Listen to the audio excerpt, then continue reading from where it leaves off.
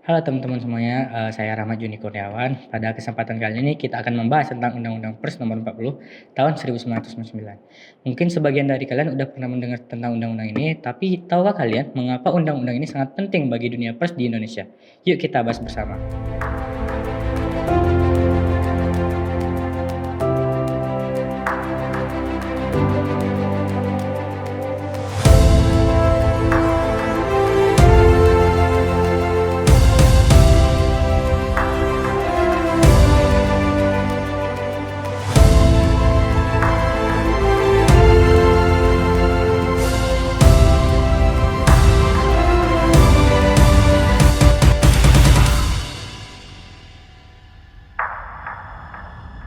Sebelum kita masuk ke detailnya, mari kita mulai dengan latar belakang.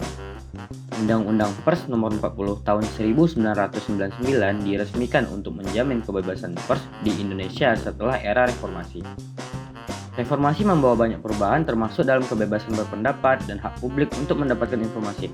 Nah, salah satu tujuan utama undang-undang ini adalah untuk melindungi kebebasan pers dari campur tangan pemerintah dan pihak-pihak lain yang bisa membatasi independensi pers. Undang-Undang Pers Nomor 40 Tahun 1999 memiliki beberapa prinsip utama. Yang pertama adalah kebebasan pers. Artinya, setiap insan pers atau media bebas untuk memberikan informasi kepada masyarakat tanpa campur tangan dari pihak luar, termasuk pemerintah. Kedua, undang-undang ini mengakui peran penting pers dalam menyebarkan informasi dan mendidik masyarakat. Pers berperan sebagai pengawas sosial atau watchdog dalam mengawasi kebijakan-kebijakan publik. Yang ketiga adalah hak tolak. Nah, ini cukup menarik. UU Pers memberikan hak kepada wartawan untuk menolak mengungkapkan sumber informasi jika itu memang perlu, demi melindungi identitas narasumber dan menjaga independensi berita. Namun, kebebasan yang diberikan oleh UU Pers ini juga diimbangi oleh tanggung jawab yang besar. Pers harus menjaga akurasi informasi, kejujuran, dan tetap etis dalam menjalankan tugasnya. UU ini mewajibkan pers untuk mematuhi kode etik jurnalistik yang mengatur cara wartawan bekerja secara profesional dan bertanggung jawab. Jadi, setiap informasi yang diberikan harus akurat dan tidak boleh asal menyebar isu yang tidak terbukti kebenarannya. Kalau ada kesalahan dalam pemberitaan, pers juga wajib memberikan hak jawab kepada pihak yang merasa dirugikan.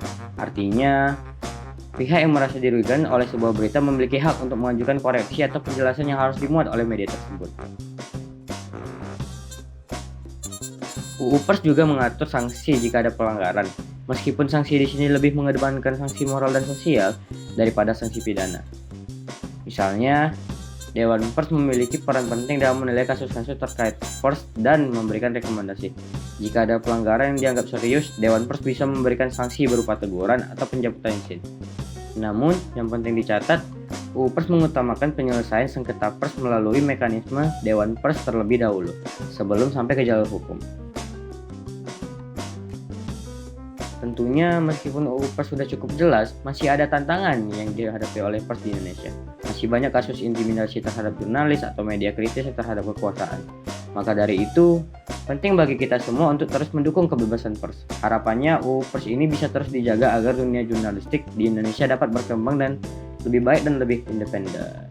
Jadi, itulah sekilas tentang UU Pers Nomor 40 Tahun 1999. Penting bagi kita untuk memahami undang-undang ini karena kebebasan pers merupakan salah satu pilar tentang demokrasi. Terima kasih, saya Rahmat Juni Kurniawan, undur diri.